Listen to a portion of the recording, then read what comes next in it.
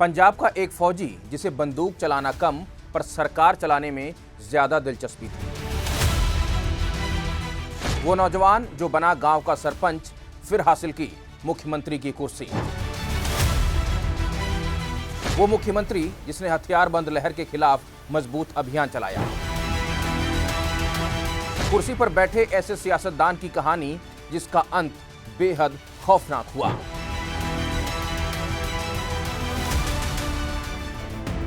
साल था 2013। तत्कालीन प्रधानमंत्री मनमोहन सिंह ने कहा था, बेहद मुश्किल दिनों से निकालकर पंजाब को फिर शांति की राह पर लेकर आना आसान काम नहीं था। अगर हमारे समाज में शांति और धर्मनिरपेक्षता है तो उस शख्स की वजह से ही है। वो बात कर रहे थे पंजाब के तत्कालीन मुख्यमंत्री बेअंत सिंह की। इस वीडियो में बात होगी पंजाब के मुख्यमंत्री रहे बेअंत सिंह की, जिन्हें राजनीति का लंबा तजर्बा था। कांग्रेस पार्टी के वफादारों में से एक थे। जब पंजाब 80 और 90 के दशक में बुरे दौर से गुजर रहा था, तब बेअंत सिंह आगे आए और अपनी पार्टी को विश्वास दिलाया कि राज्य से आतंकवाद और हथियारबंद लहर को कुचल देंगे। पर उन्हें नहीं पता था कि जल्द ही उनके सरकारी सुरक्षा व्यवस्था को तोड़कर उन्हें पुलिस के पहरे में ही मौत की नींद सुला दिया जाएगा। बात करेंगे उस दिन की भी जब बेअंत सिंह और उनके करीबियों को अंदाजा भी नहीं था कि वो दिन उनकी जिंदगी का आखिरी दिन होगा। लेकिन पहले एक नजर बेअंत सिंह की जिंदगी पर भी।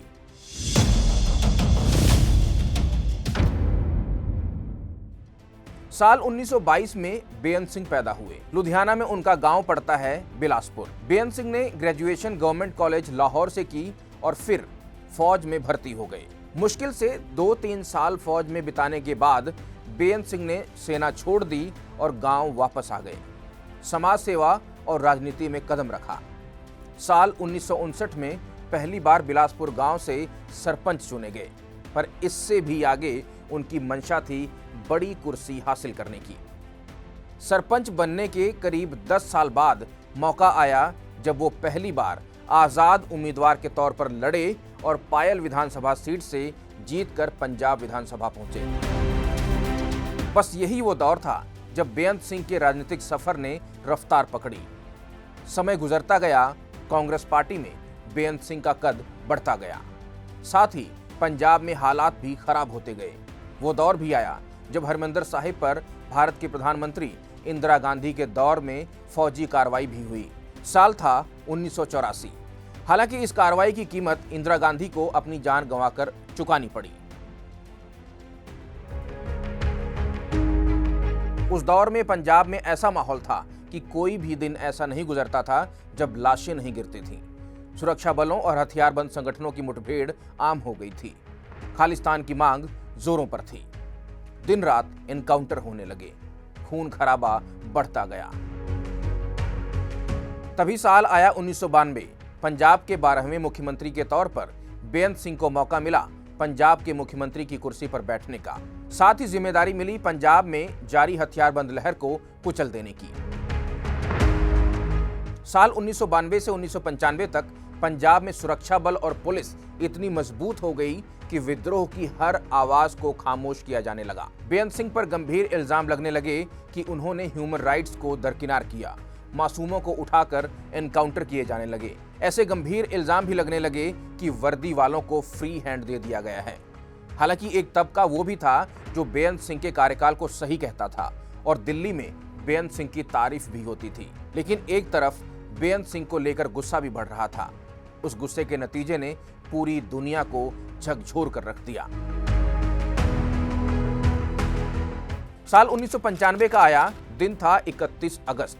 बेअंत सिंह रोज की तरह उठे, लेकिन शाम को हमेशा के लिए मौत की नींद सो जाएंगे, किसी को भनक तक नहीं थी। रोज की तरह बेअंत सिंह लोगों से मिल रहे थे, सरकारी फाइलों पर साइन कर रहे थे। जगह थी सिविल सेक्रेटेरिएट, चंडीगढ़। शाम के 5 बज चुके थे। सुरक्षा कर्मियों को संदेश मिला कि मुख्यमंत्री साहब लिफ्ट तक पहुंच गए हैं और किसी भी वक्त ग्राउंड फ्लोर पर पहुंच जाएंगे। काफिला तैयार रखा जाए। बेअंत सिंह ग्राउंड फ्लोर पर पहुंचे और अपनी एम्बेसडर कार तक पहुंच गए। समय हुआ था शाम के 5:05।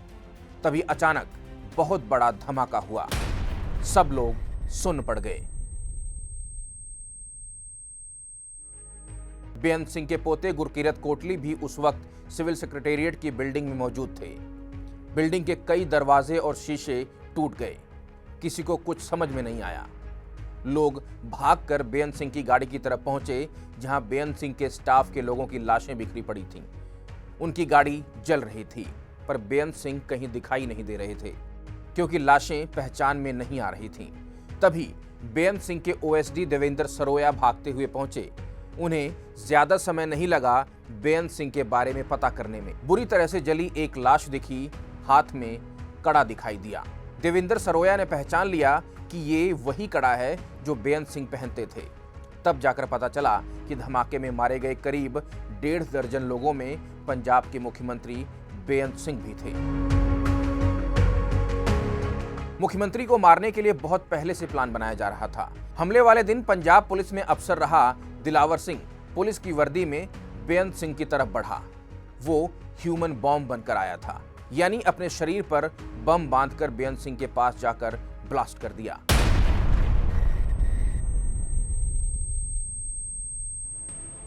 एक और शख्स इस कत्लकांड के वक्त वहां मौजूद था।